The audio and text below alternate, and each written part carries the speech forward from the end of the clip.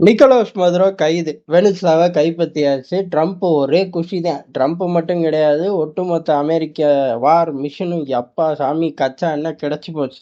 இந்த வெனிசுலா பெல்ட்டை ரொம்ப காலமாக கொட்டி கிடக்கு, நம்மளால் அனுபவிக்க முடியலையே அப்படின்னு சொல்லி ஏங்கி தவிச்சிக்கிட்டு இருந்தாங்க. ஏதோ அவுகூட்டு பீரோக்குள்ள இருந்து அனுபவிக்க முடியாத மாதிரி. அது பக்கத்து நாட்டில் இருக்கு.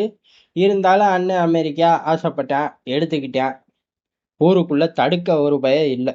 சரி, இப்ப என்னதான் அங்க நடக்குது அப்படிங்கிறத தாண்டி இவர்களோட வெனிசுலாவோட உற்ற நண்பர்கள் அப்படின்னு ஆட்டோமேட்டிக்கா அமெரிக்காவுக்கு ஆப்போசிட் டீம் தானே. ரஷ்யாவும் ஈரானும் என்ன பண்ணுது அப்படிங்கிறதா முதல்ல வெனிசுலாக்குள்ள படைகளை திரட்டுறார்கள். டிஃபென்ஸ் மினிஸ்டர் அங்கதான் இருக்காரு. அவர் கட்டுப்பாட்டுல தான் இராணுவம் இருக்கு. மக்கள்லாம் வீதிக்கு வாங்க அப்படின்ட்டார்கள். அமெரிக்க எதிர்ப்புல இருந்து நம்ம தப்பிச்சு ஆகணும் அப்படின்னு. மதுரோ இல்லை, அதாவது அமெரிக்கா தூக்கிட்டு போயிட்டாங்க. இனி சிஸ்டத்தை காப்பாற்றுவோம் அப்படின்னு சொல்லி எல்லாரையும் ரோட்டுக்கு இறக்குறார்கள். இராணுவமும் முழு மூச்சா அங்கங்க நிக்குது. அமெரிக்கா இனிமே அங்க என்ன பண்ண போகுது, அதாவது வேற ஒரு டீமை கொண்டு வந்து உட்கார வைக்கும். அது ஊரறிஞ்ச விஷயம். அதுக்கப்புறம் வெனிசுலா அப்படியே செல்வ வளம் கொட்டுமா அப்படின்னு கேட்டா, ஈராக்ல என்ன நடந்துச்சோ, லிபியால என்ன நடந்துச்சோ அதே தான் இங்கேயும் நடக்க போகுது. இங்க மட்டும் புதுசா புரட்சி வெடிச்சிரும் அப்படின்னு எதிர்பார்த்தோம்னா தப்பு கணக்கு. யாரோ ஒரு 2 ஜீவன் 3 ஜீவன்கள் அந்த நாட்டுல உட்கார்ந்து அந்த நாட்டோட வளத்தை தங்களோட ஸ்டைல்ல கொள்ளையடிச்சுக்கிட்டு இருப்பாங்க. அமெரிக்காவுக்கு ஓசியில கிடைக்கிற மாதிரி அந்த கச்சா எண்ணெயை உருவி தூக்கி போலாம். இவ்வளவுதான். இப்ப ஈராக்லயும் லிபியாலையும் திருடிக்கிட்டு தானே இருக்காங்க. அதே பேட்டர்ன் தொடரும். ஆனா வெனிசுலா மக்களை தெருவுக்கு கூப்பிட்டுருக்கார்கள். என்ன நடக்குதுன்னு பொறுத்து இருந்து பார்ப்போம். இந்த பக்கம் ரஷ்யா ஐநால ஒரு எமர்ஜென்சி மீட்டிங்க்கு அழைப்புதல் கொடுத்துருக்கு. எமர்ஜென்சி மீட்டிங்ல உட்கார்ந்து நாக்கப்படுங்கிற மாதிரி அமெரிக்காவை கேட்க போறார்களா அப்படின்னு கேட்டா தெரியல நமக்கு. அதாவது நான் கேட்பாங்க கேட்க மாட்டாங்கன்னு தெரியலன்னு சொல்ல, இதுவரையும் கேட்டதாக நமக்கு தெரியல. நமக்கு மட்டும் கிடையாது, ஒட்டுமொத்த உலகத்துக்கும் தெரியாது. கேட்டா தானே தெரியும்.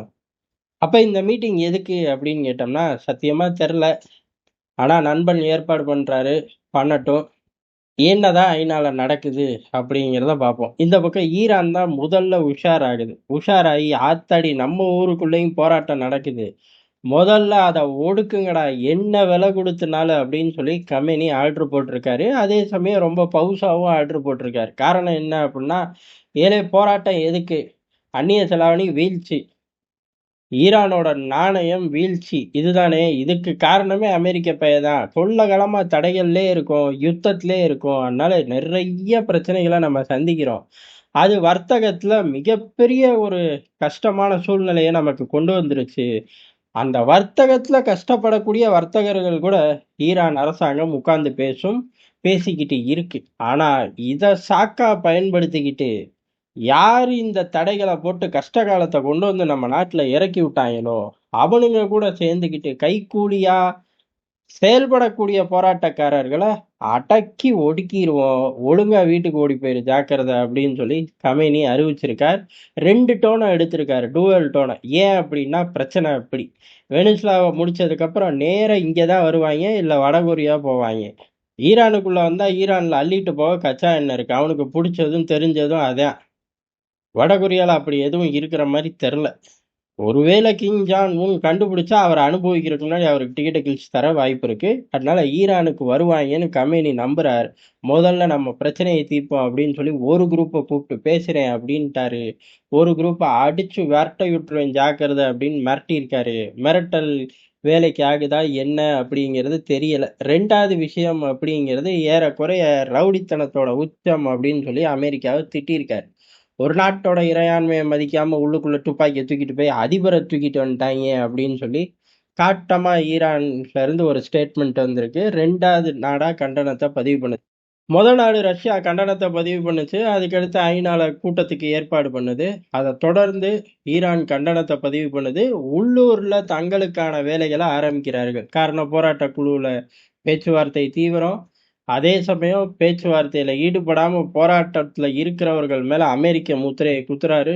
குத்தி பெரிய அளவு இந்த விஷயத்துல இருந்து தப்பிச்சுக்க ஈரான் இப்ப உஷாராகுது. இதுக்கு நடுவுல ட்ரம்ப் பேச போற விஷயம்தான் பெண்டிங்கு. பேசினப்பாடு தெரிஞ்சு போயிடும் மதுரோவுக்கு என்ன மாதிரியான நிலைமை இருக்கும் அப்படின்னு. அதாவது ட்ரம்ப் வாயில இருந்து. ஆனா அமெரிக்கா வார் மிஷன் ஏற்கனவே ஒரு டைரக்ஷனை கொடுத்துட்டாங்க. என்ன அப்படின்னா, அவர் ஒரு போதைப் பொருள் தலைவரா அவருக்கு மேல முத்திரையை குத்துறார்கள். இங்க அங்க அமெரிக்கால உள்ள போதைப் பொருள் வழக்குகளை மதுரோ சந்திக்க போறார் அப்படிங்கிறதான். இது அமெரிக்காக்கே உள்ள ஒரு ஸ்டைல் தான். ஈராக்குள்ள இறங்கும்போது உலகத்தையே அழிக்கிற ஆயுதத்தை வச்சுக்கிட்டு இருக்கான். நான் போறேன், நீ என்னை தடுக்கிற, திட்டுற அப்படின்ட்டு உள்ள போயிட்டு கடைசியில சாதாம் ஹுசேன புடிச்சு கொண்டு வந்துட்டு, "ஆயுதம் எங்கடா?" அப்படின்னு கேட்டா, "அது தப்பான தகவல். உளவுத்துறை தலைவர் பதவி விலகிக்குவார்" அப்படின்னு சொல்லி சிம்பிளா முடிச்சுட்டு, "சரி சதாம் ஹுசேன் என்னடா பண்ண போற?" அப்படின்னு கேட்டா, "அவர் ஆட்சி காலத்துல நிறைய பேர கொன்று குவிச்சிருக்காங்கப்பா. அதுக்கான தண்டனைய குடுக்குறேன்" அப்படின்னு சொல்லி தனியா ஒரு வழக்கு போட்டு நடத்தி தண்டனையும் குடுத்தாய்ங்க. மதுரோ மட்டும் விதிவிலக்கா என்ன? இனி வாஷிங்டன்னு, நியூயார்க்கு எல்லா பக்கமும் பிடிபடுற சரக்குக்கெல்லாம் மதுரோ தான் தலைவன் அப்படின்னு சொல்லி வழக்கு, தண்டனை அப்படின்னு போகுது. இதுக்கு நடுவுல ரஷ்யா தலையிட்டு ஏதாச்சும் கைதி பரிமாற்றத்துல தூக்கிட்டு வர்றதுக்கும் வாய்ப்பு இருக்கு. எது எப்படி வண்டி போகுதுன்னு பார்ப்போம்.